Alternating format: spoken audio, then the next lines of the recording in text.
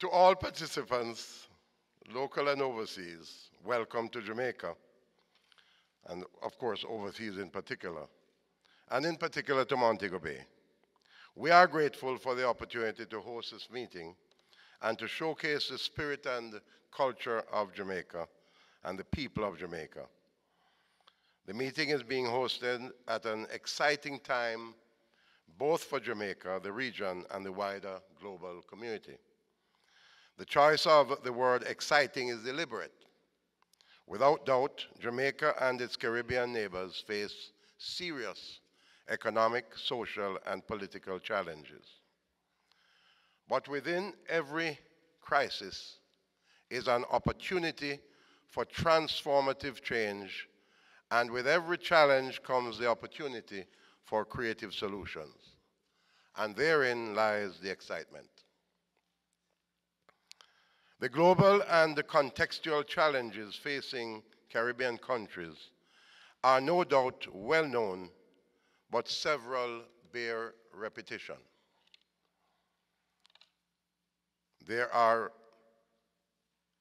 is weaker growth in the global economy, as the first one that I want to repeat.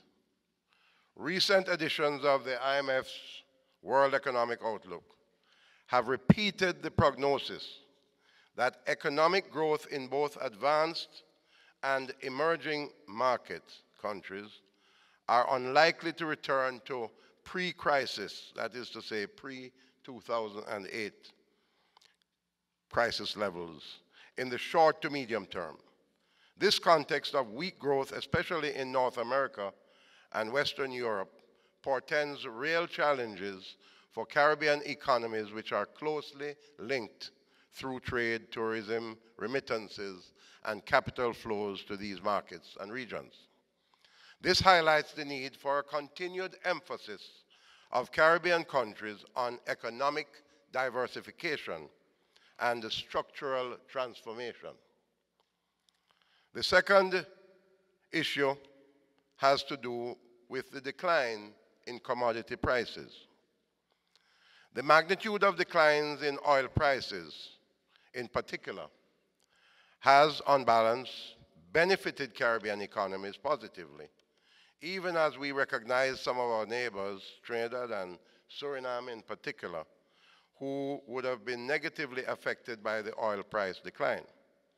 However, there are risks involved as oil-consuming economies enjoy the benefits of lower oil prices, since oil prices will inevitably rise again. So there are risks involved.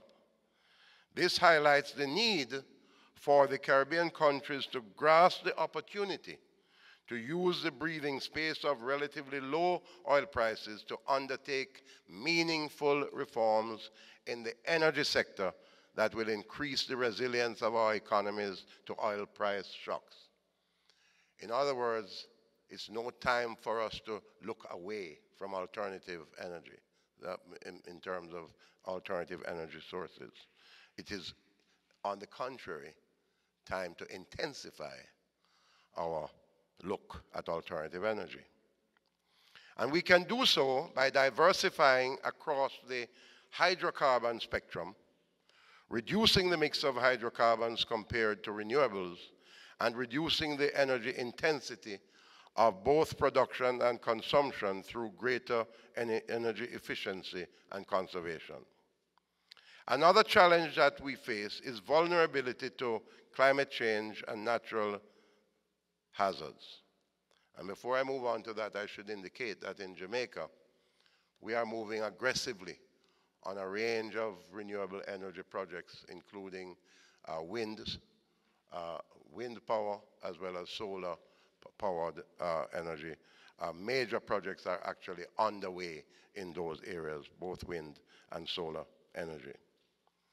The other challenge that we face is the vulnerability to climate change and natural hazards. This needs no further details, but let me say that infrastructure and behavioral gaps remain significant. I'm referring to both the hard infrastructure, like roads, bridges, coastal systems and watershed and water management systems, and soft infrastructure, that is, institutions, regulatory policies, such as building codes, human resources, and behavioral incentives that are required to build long-lasting resilience through climate change, adaptation, and mitigation.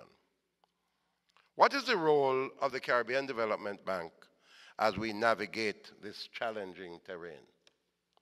Firstly, financing for the build-out of economic and institutional infrastructure is a critical focus of the Caribbean Development Bank.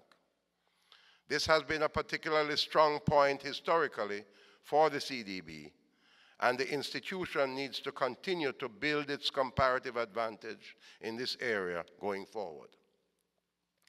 The administration of the new Caribbean Infrastructure Fund, that is the United Kingdom Caribbean Infrastructure Fund, will be especially critical, and I am confident that the board, management, and staff of the CDB will find the appropriate blend of financing and the efficient execution mechanisms to maximize the benefit of this fund.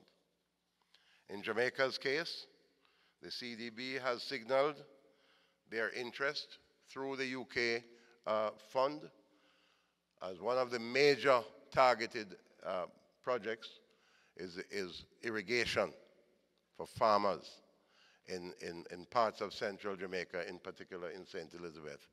And that is urgently required because that is what has constrained productivity among farmers in that side of Jamaica for very long. Secondly, access to energy sector financing and climate change financing at concessionary rates are fundamental to supporting the deep structural and policy changes required in the Caribbean. Often, we will find that the social rate of return on these projects, especially in small economies such as ours here in the Caribbean, far exceed the private economic rate of return. And this reality compels us to address the issue of concessional financing squarely in the face. Also, many of our economies remain as vulnerable as before to the impacts of natural hazards and climate change, but we have been graduated out of many concessional financing channels of multilateral and bilateral lending. The support of our partners within the CDB should ensure the right mix of CDB resources that is vital to redressing this imbalance and inequity.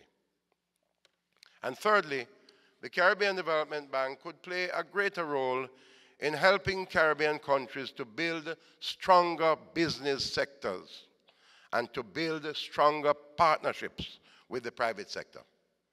All of our policies, strategies, and projects in relation to infrastructure, energy, and climate change will come to zero without a vibrant and productive private sector.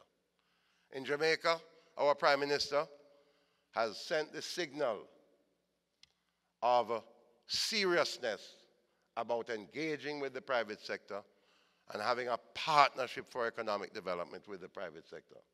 He has gone as far as to establish a Ministry of Economic Growth and Job Creation that is right under his watch in the Prime Minister's office at Jamaica House.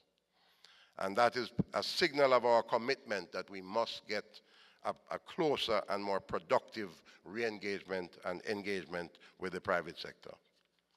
Public-private partnerships, in the broadest sense, are all the more critical for Caribbean countries to undertake structural and sectoral reforms in a challenging fiscal environment, as the Prime Minister himself pointed out. The fiscal consolidation needed to resolve the debt problems of Caribbean countries, whether as part of an IMF-supported program, as we have one now, or not, requires that our domestic and regional private sectors are increasingly empowered to drive the robust growth that is necessary to reduce poverty in the region. In Jamaica, We have drifted for far too long at 1% per year economic growth. And we are targeting that within 4 years we must get back to, within 4 years, we must get back to 5% growth and onward. That is our target. And we are going to be working very hard to achieve that. Finally, I was about to say Mr. Chairman, I forgot I was chairman.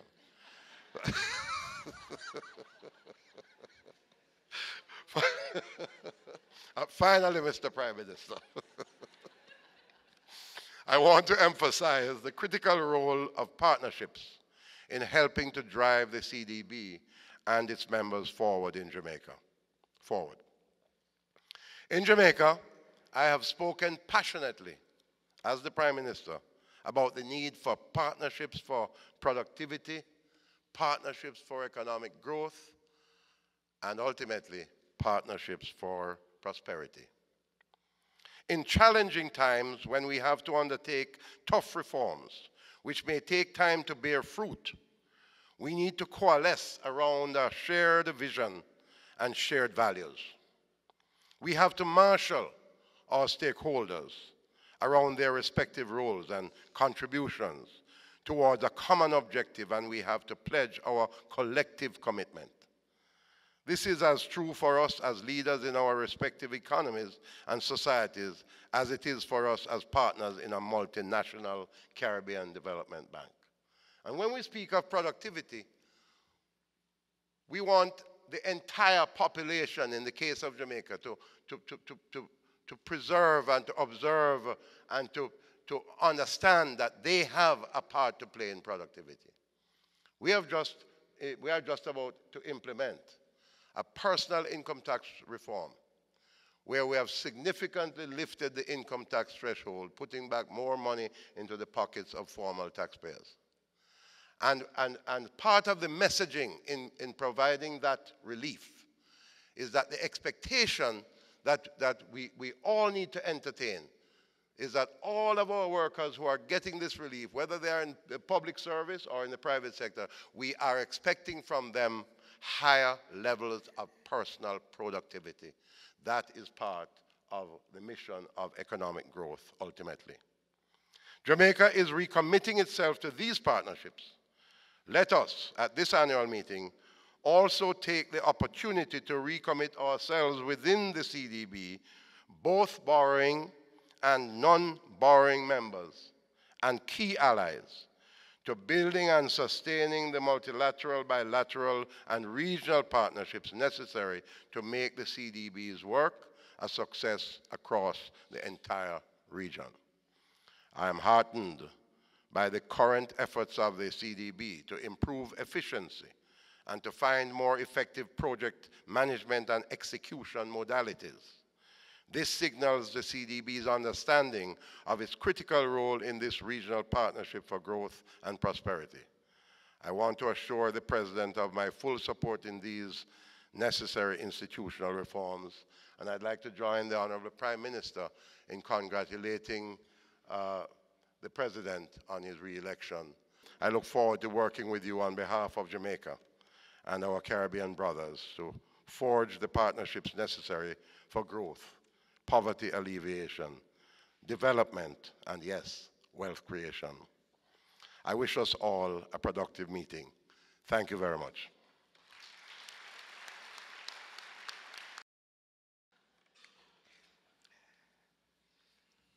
Brothers and sisters, on behalf of my fellow governors, I join with the chairman in extending a warm welcome to all of you at this 46th meeting of the Board of Governors of the CDB. I also congratulate the organizers of this meeting for the excellent accommodation and conference arrangements. Brother Chairman, this meeting is held in the week of the global adoption of the new Sustainable Development Agenda and the historic Paris Agreement, with the shared goals of ending poverty, fighting inequality, and of course, ensuring prosperity for all. Despite our achievements, Brother Chairman, over the past decades, Ending poverty remains the greatest challenge, particularly for highly vulnerable small island developing states as ours. We recognize that ending poverty and hunger is inextricably linked to climate change, economic growth, social inclusion, the environment, and of course governance, and an indispensable requirement for sustainable development. Therefore, Mr. Chairman, this is an opportunity for us to renew and reaffirm our joint commitment to make every effort to accelerate the achievement of the internationally agreed development goals through focused and coherent actions towards sustainable development. The Caribbean Development Bank has been our partner throughout all this. And in this time of greatest need, we must remain committed to continuing to build and improving on our relationships with the bank. I mentioned earlier on the fact that the bank has been in our corner and helping Grenada throughout this period of structural adjustment, so that today we are seeing a light at the end of the tunnel. And therefore, Brother President, I want to thank you and your staff once again, officially on behalf of the government and people of Grenada. We also look forward to strengthening our partnerships with our non-borrowing members to mobilize much needed technical and financial resources to transform our economies towards a sustainable development path and for the effective use of these resources. And therefore, I think it's important for me to thank the Prime Minister of Britain through the Governor who's here today for the initiative that the Prime Minister announced when he visited Grenada and Jamaica. Noted he visited Big Grenada and Little Jamaica. And he announced this important infrastructural development initiative, and we are heartened by it. We also noted his understanding of some of the problems that we've had, and therefore agreeing to provide technical support to the CDB to help in our being able to access these loans and this grant, and implement the projects quickly. To me, is a noble initiative. Thank you once again, Britain. We congratulate the management and staff of the bank also for the tremendous work which has been done to strengthen the governance and accountability of the bank, and continuing to mobilize and provide development support for our region. We look forward for the successful completion of the negotiations for the Special Development Fund replenishment and to the rolling out of the new Basic Needs Trust Fund governance structure. This is very crucial indeed. We also look forward for the presentation and of the lively discussions on the 3 seminars on the topics: the changing nature of poverty and inequality in the Caribbean, new issues, new solutions, micro, small, and medium enterprise development in the Caribbean. It's also towards a new frontier and towards greater efficiency, the transformation of the Caribbean maritime port services industry. The future, in my opinion, therefore, is promising but extremely challenging. However, together with the CDB and our non-borrowing members, we are assured that we can achieve the future we want for the people of our respective countries and our global community. Mr. Chairman, thank you so much. And please don't restrict me from the enjoyment of the ambience and everything that you have in Jamaica. Thank you.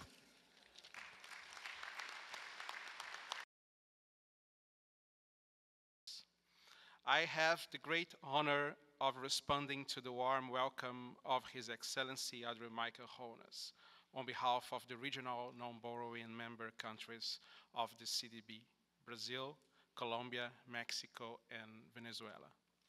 And it is a special honor for Brazil to do this at this annual meeting of the Board of Governors of the CDB, which is the first in which Brazil participates as a full member of the bank.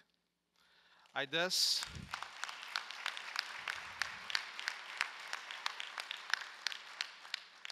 take this opportunity to thank all members for supporting and welcoming Brazil as a new member, and to thank the CDB's administration for working with us to make it possible for Brazil to join the bank and be here today.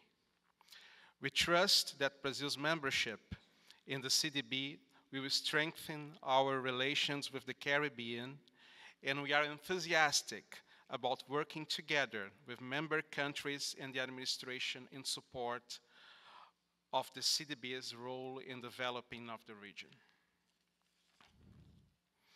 On behalf of the regional non-borrowing member countries, I thank the government and the people of Jamaica for the hospitality, which has been graciously extended to us and is making participation in this annual meeting most pleasant. I also thank the CDB's administration and staff for all the work towards this week's meetings.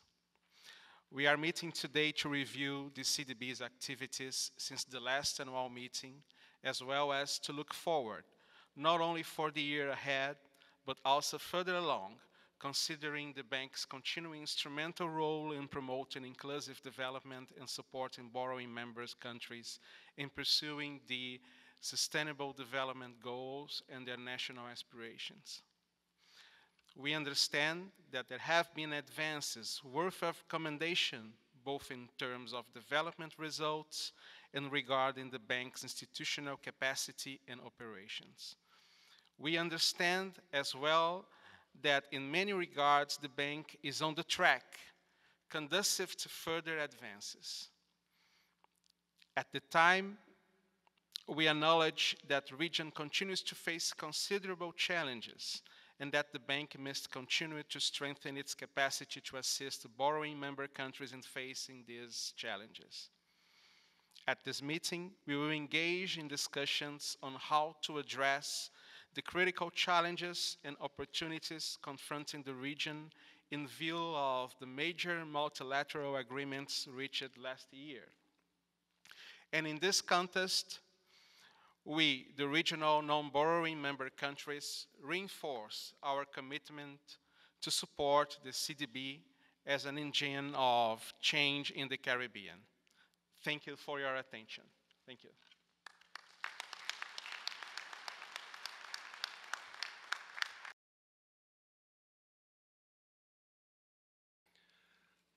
On behalf of non-regional countries of Caribbean Development Bank, it's my great honor and pleasure to respond to the warm welcome of the Chairman of Board of Governors. First of all, I would like to express our sincere gratitude to the Jamaican government and its people for hosting this annual meeting and for your gracious hospitality to us. Our gratitude also goes to the management and the staff of CDB for your professional preparation and organization of this meeting. In 2015, thanks to strong recovery of tourism, the economic growth in the Caribbean region overperformed that of Latin American and the Caribbean region. We are delighted to see the CDB is moving steadily towards better governance and sustainable growth in line with its strategic plan. But challenges still exist, not only to the regional countries, but also to CDB itself. More actions need to be taken to address issues of inclusive growth, economic diversification, poverty reduction, and climate change mitigation, and sound public finance in the region. At the same time, the CDB is facing new challenges in risk management, business model upgrade, and the improvement of fund efficiency. We expected CDB to continue to take innovative measures to tackle these challenges. As the most important development institution in this region, CDB has assumed its obligation fairly well, helping borrowing members move onto a path of sustainable growth and poverty reduction. However, the CDB alone cannot solve every problem here, and regional prosperity depends on joint efforts of every party involved. In this regard, it's our pleasure to welcome the delegation of Brazil at their first annual meeting. And we support the CDB to play a guiding role in to help its borrowing members to transform into dynamic, export-oriented, competitive, inclusive, diverse, and environmentally sustainable economies.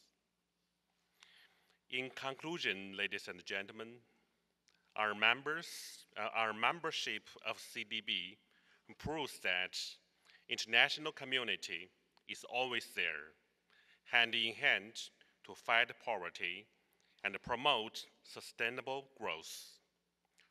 We are committed and willing to continue our support to CDB so as to achieve our shared development visions. Thank you very much.